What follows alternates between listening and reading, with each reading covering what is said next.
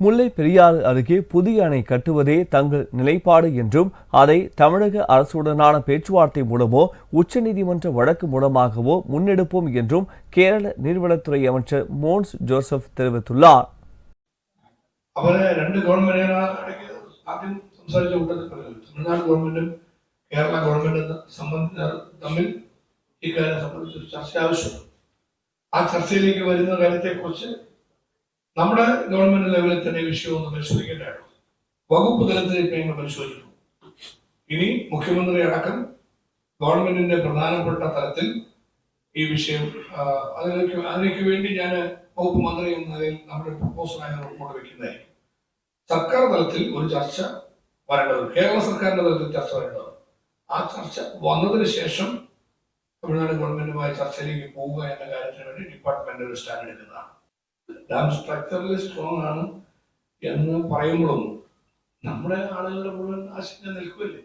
അതിന്റെ കാരണം എന്താണ്? 50 വർഷത്തിലധികം ഒരു ഡാമിന് ഐസ് ഉണ്ടോ എന്ന് ലോകം മുഴുവൻ പറയുന്ന ഒരു പ്രശ്നം മറുഭാഗത്തുണ്ട്. 50 വർഷത്തിലധികം ഡാമുകൾക്ക് സുരക്ഷയില്ല, പിന്നെയുള്ളതെല്ലാം ബോണസ് ആണ് എന്ന രീതിയിൽ വേൾഡ് വൈഡ് ആയിട്ട് ഒരു നിഗമനം നിൽക്കുമ്പം നമുക്ക് ജനങ്ങളുടെ ജീവൻ ഒരു പരീക്ഷാടിസ്ഥാനത്തിൽ പ്രകാരം പറ്റുമോ എന്നതാണ് ഇവിടെ ഉയർന്ന വിഷയം. അപ്പം ഇതിൽ പറയുന്ന ഡാം ഇപ്പൊ സുരക്ഷിതമാണ് എന്നാണ് റിപ്പോർട്ട്. നമുക്ക് നമ്മുടെ മുമ്പിലുള്ള അത് സുരക്ഷിതമായി ചെയ്യാൻ വേണ്ടി ബാക്കി വരുന്ന കാര്യങ്ങൾ സുപ്രീം കോടതിയുടെ നിർദ്ദേശപ്രകാരമാണ് ചെയ്തുകൊണ്ടിരിക്കുന്നത്.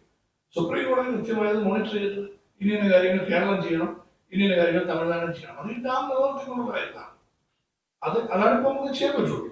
അത് നമ്മൾ അത് പാലിക്കുന്നതിൽ കുറച്ച് കാര്യങ്ങൾ കേരളം ചെയ്യാനുണ്ട്, ഇപ്പോഴും ചെയ്യാനുണ്ടായിരുന്നു. അത് ഞങ്ങൾ പരിശോധിച്ചിട്ടുണ്ട്.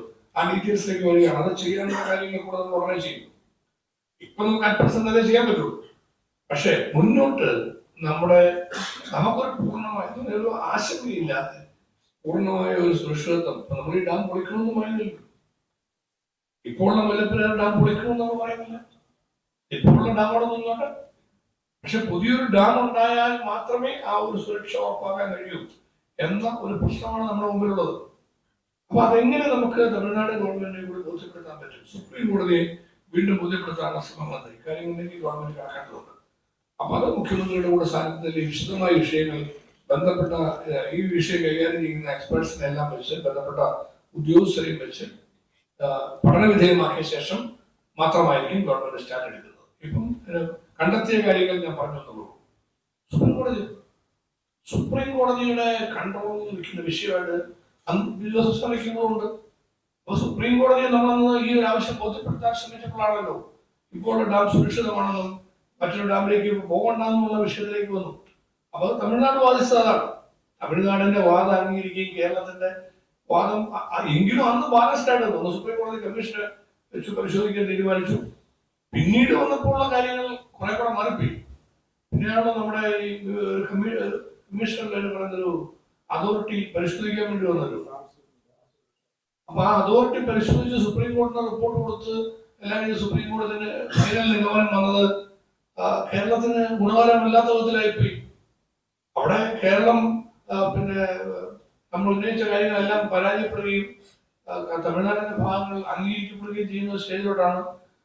പിന്നെ നമ്മൾ വീണ്ടും അഫിഡവിറ്റുമായിട്ട് പോവാണ്. നമ്മുടെ അവസ്ഥ അല്ല. അത് സുപ്രീം കോടതി നോക്കിയിട്ടാണ് കുറെ കാര്യങ്ങൾ ഇപ്പൊ ചോദിച്ചിട്ടുണ്ട്. കുറെ കാര്യങ്ങൾ നിങ്ങൾ ചെയ്യാൻ പറഞ്ഞിട്ടുണ്ട്, കുറെ കാര്യങ്ങൾ നമ്മുടെ അഭിപ്രായം ചോദിച്ചിട്ടുണ്ട്. ഇതിന്റെ എല്ലാം വെളിച്ചത്തിൽ വീണ്ടും സുപ്രീം കോടതിയുടെ മുമ്പിൽ ഈ വിഷയം വരുന്നുണ്ട്, മുന്നോട്ട് വരുന്നുണ്ട്. അങ്ങനെ വരുന്നതിൽ നമുക്ക് ഒരു അഭിപ്രായ സമന്വയത്തിലൂടെ ഈ കാര്യം നടത്തിയെടുക്കാവുന്ന തമിഴ്നാടിന്റെ കൂടി സഹകരണത്തോട് നടത്തിയെടുക്കാൻ നോക്കുക. ഒരു ഭാഗത്ത് രണ്ട് സുപ്രീം കോടതിയെ ഈ കാര്യങ്ങൾ ബോധ്യപ്പെടുത്താൻ വേണ്ടിയിട്ടുള്ള ശ്രമങ്ങൾ നമ്മൾ തുടരുക. അങ്ങനെ ഒരു സുപ്രീം കോടതിയുടെ പെർമിഷനോടുകൂടി അല്ലാതെ നമ്മുടെ ഗവൺമെന്റ് ഇനി എത്ര പ്രാവശ്യം പറഞ്ഞാലും നടപ്പാക്കാൻ കഴിയില്ല. സുപ്രീം കോടതിയുടെ പെർമിഷൻ നമുക്ക് കിട്ടാൻ വേണ്ടിയുള്ള കാര്യങ്ങൾ കൂടെ ചെയ്യേണ്ടത്.